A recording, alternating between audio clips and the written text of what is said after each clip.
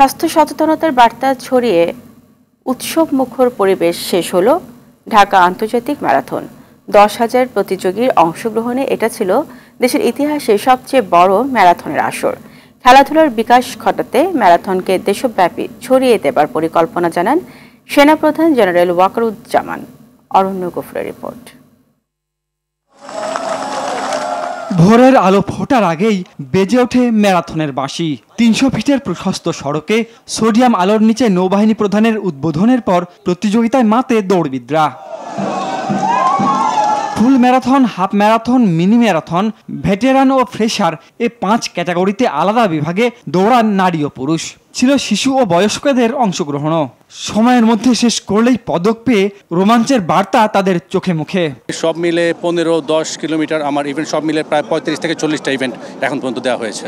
বাচ্চাদের দেখার পর মনে ছিল আরো 20 বছর বা 30 বছর আগে যদি শুরু হতো তাহলে তো আমি দৌড়াইতে পারতাম।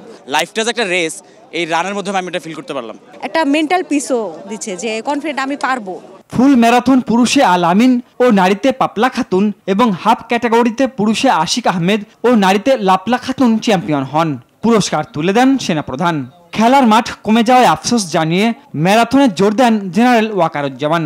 মাঠের সংখ্যাও কমে গেছে, খেলার যে সমস্ত সুযোগ সুবিধা দৌড়ঝাঁপ করা সেটাও কমে গেছে। এই জন্য আমরা উদ্যোগ নিয়েছি সারা বাংলাদেশে এই ম্যারাথনের মাধ্যমে এই ইয়াং জেনারেশনকে আমরা এটাতে সম্পৃক্ত করব। আন্তর্জাতিক সক্ষমতা অর্জনে জাতীয় পর্যায়ে নিয়মিত ম্যারাথনের বিকল্প নেই বলে মনে করেন সংশ্লিষ্টরা। অরণ্য গফুর, আর টিভি, ঢাকা।